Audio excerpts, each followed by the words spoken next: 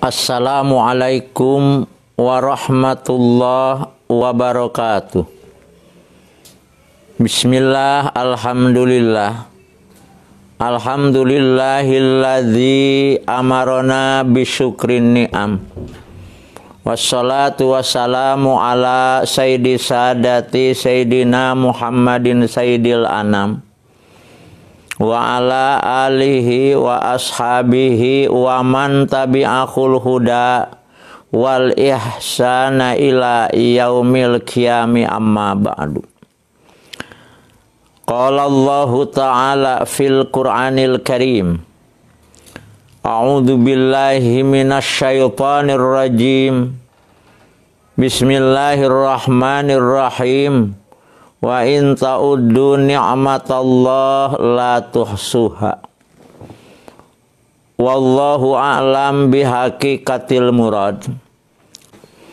Dalam Al-Quran Allah berfirman, wa in ta'uddu ni'matallah la tuhsuha. Jikalau kamu hendak menghitung nikmat Allah, jelas tidak akan terhitung. Saking apanya? Saking banyaknya itu nikmat.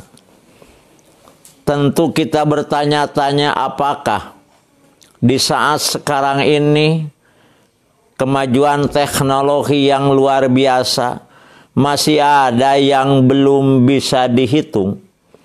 Kalau kita menghitung, tentu nyebut dari angka yang terendah. Angka terendah kalau kita menghitung adalah dengan menyebut satu. Kalau kita menyebut satu, itu adalah nikmat. Harus dihitung lagi. Satu-satu. Terus karena itu tidak akan terhitung. Sebab ucapan jumlah ini adalah merupakan nikmat. Karena itu harus dihitung. Jadi kata Al-Quran tidak akan terhitung. Apa sih yang disebut nikmat? Banyak definisi tentang apa sih sesungguhnya nikmat. Ada yang mengatakan an-ni'matu huwa, an-ni'matu hiya ma'rifatun ni'mat minal mun'im. Ada lagi yang ada dalam kitab At-Ta'rifat lil Jurjani, an-ni'matu hiya ma kusida bihil ihsanun wa naf'u la li gordin wala li Audin. Yang jelas banyak sekali pengertian tentang nikmat. Namun sungguh pun tidak bisa dihitung itu nikmat. Secara garis besarnya banyak ulama yang membagi. Ada yang mengatakan nikmat itu jumlahnya secara garis besar ada 3. Pertama, nikmat sogir, artinya kecil. Kedua, nikmat kabir, artinya besar. Ketiga, nikmat kamil, artinya sempurna. Mana yang termasuk nikmat sogir?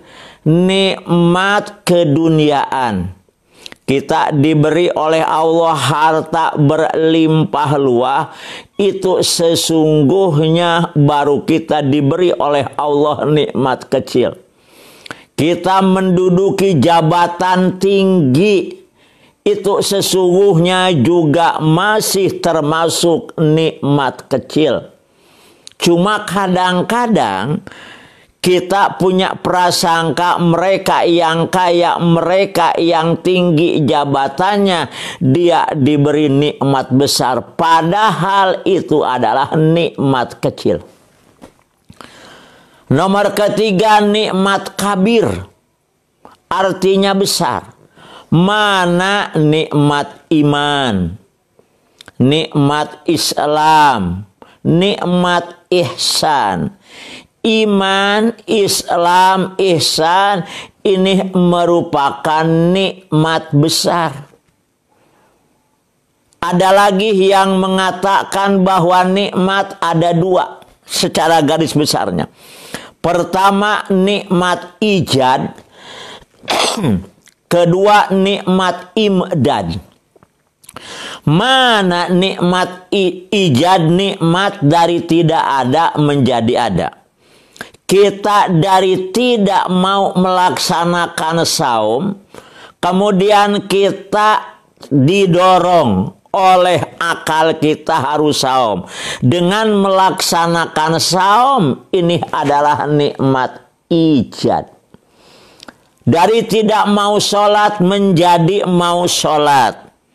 Dengan melaksanakan sholat, ini berarti kita telah diberi oleh Allah nikmat ijad. Kedua, nikmat imdad. Nikmat penyempurna dari nikmat ijad. Kalau kita sholat masih sendirian, ia telah diberi oleh Allah nikmat ijad. Kemudian dilakukan dengan berjamaah, ini berarti nikmat imdad. Menutupi aurat, ini nikmat ijad. Tapi kalau kita memakai lengkap pakaian, pakai jas, pakai dasi, ini berarti nikmat imdad. Ada lagi yang mengatakan masih dua jumlahnya. Pertama nikmat imaniyah. Kedua nikmat tarbiyah. Mana nikmat imaniyah? Nikmat iman. Kalau tadi nikmat iman termasuk nikmat kabir. Ada yang lebih spesifik adalah nikmat imaniyah. Kenapa disebut nikmat iman? Sebab innallaha yu'ti rizqa ila ma yuhib aw ma la yuhib wa yu'til iman ila ma yuhib. Allah memberikan rezeki yang sifatnya materi, itu diberikan oleh Allah kepada siapa saja. Mau ia iman kepada Allah, mau tidak. Yang namanya rezeki kehidupan diberi oleh Allah secara cuma-cuma. Tapi wa yu'til iman, diberikan iman oleh Allah hanya kepada mereka yang dicintai oleh Allah. Jadi orang yang iman kepada Allah, pertanda Allah mencintai orang itu, dan itu namanya nikmat imaniyah. Nomor kedua nikmat tarbiyah. Nikmat pendidikan. Nikmat kita semangat untuk mendengarkan pengajian. Nikmat kita semangat untuk menimba bermacam-macam ilmu. Itu namanya nikmat tarbiyah. Sebab tidak berapa banyak orang yang mau melaksanakan itu. Jadi kalau kita terpanggil ingin terus-menerus menimba ilmu, ini pertanda Allah memberikan kepada kita apa yang disebut dengan nikmat tarbiyah. Kata sebahagian ulama, khairul mawahib al-aqlu wasarul masoib al-jahlu. Allah telah banyak memberikan nikmat kepada kita. Sudah tidak terhitung tadi juga. Namun kata ulama, sebaik-baiknya nikmat pemberian Allah adalah akal. Akal merupakan khairul mawahib, sebaik-baiknya pemberian. Wasyarul masoib, sejelek-jeleknya musibat adalah al-jahlu, bodoh. Jadi kita diberi nikmat akal, ini merupakan khairul mawahib, sebaik-baiknya pemberian. Sedangkan sejelek-jeleknya musibat adalah kebodohan. Dulu zaman Rasulullah Sallallahu Alaihi Wasallam, ada rombongan dari Bani Tamim yang dipimpin oleh Ki Malik. menghadap Rasulullah Sallallahu Alaihi Wasallam. Kata Ki Malik, alastu asrofa qaumi. Hei Muhammad, aku ini adalah kaum yang lebih baik. Dia mengatakan, mengaku sendiri adalah kaum yang lebih baik. Dijawab oleh Nabi, kata Nabi, in kana laka aqlun palaka padlun. Bisa kamu mengaku menjadi orang baik kalau kamu punya akal, berarti kamu punya kelebihan. Sebab dunia sampai begini, ini adalah karena penghuni dunia pada punya akal. Sampai bisa menata kota-kota semakin indah, rumah-rumah semakin indah. Ini adalah ditata karena orangnya pada punya akal. Jadi akal bisa mengatur dunia yang begitu luas. Kemudian kata Nabi, in kana laku hulkun. Kalau kamu Bani Tamim, hei Malik, punya akhlak, palaka muru'atun, kamu akan punya rasa malu. Jadi kalau kita punya akhlak, insya Allah kita akan punya malu. Sebab besar dan kecilnya malu tergantung dari akhlaknya. Masih kata Nabi, wa in kana laka dinun, kalau kamu punya agama, palaka syarofun, kamu akan mulia. Jadi pertama, bisa kamu mengaku sebagai orang yang baik, sebaik-baiknya kaum, tapi in kana laka aklun, kalau kamu punya akal, kamu adalah punya kelebihan. In kana laku hulkun, kalau kamu punya akhlak, berarti palaka muruah, kamu akan punya malu. In kana laku dinun, kalau kamu punya agama, palaka syarofun, kamu akan mulia. Wa in kana laka malun, kalau kamu punya harta, palaka hadun, maka kamu akan dihormati orang. Wa illa, kalau tidak punya akal, tidak punya muruah, tidak punya agama, tidak punya harta pun tidak punya, wa anta khimarun sawa, kata Nabi, kamu sama dengan keledai. Jadi yang jelas begitu akal manusia. Ketika Nabi Adam diturunkan oleh Allah dari surga ke dunia, kemudian Allah memerintah kepada malak Jibril. Kata Allah, wahai malak Jibril, temui Nabi Adam, kemudian bawa olehmu 3. Pertama akal, kedua muruah atau haya atau malu, ketiga din yaitu agama. Turunlah malaikat Jibril menemui Nabiullah Adam alaihissalam. Sudah berhadap-hadapan malak Jibril dengan Nabi Adam, kemudian malak Jibril menawarkan kepada Nabi Adam 3. Pertama akal, kedua haya atau muruah, nomor ketiga adalah din. Begitu malak Jibril menawarkan kepada Nabi Adam yang 3, ternyata Nabi Adam memilih akal. Agama tidak dipilih, muruah atau malu juga tidak dipilih. Karena tidak dipilih yang 2 itu oleh Nabi Adam, kata malak Jibril, hei muruah atau haya, hei agama, kamu pulang lagi lah. Sebab tidak terpilih oleh Nabi Adam. Begitu yang 2 oleh Nabi Adam disuruh pulang kembali, Yang dua ngomong begini kepada Nabi Adam, wahai Nabi Adam, innallaha ta'ala amarona ala nuparriqal akla. Nabi Adam, kami berdua dilarang oleh Allah untuk berpisah dengan akal. Sungguh pun akal yang dipilih, tapi kami dilarang untuk pisah dari akal.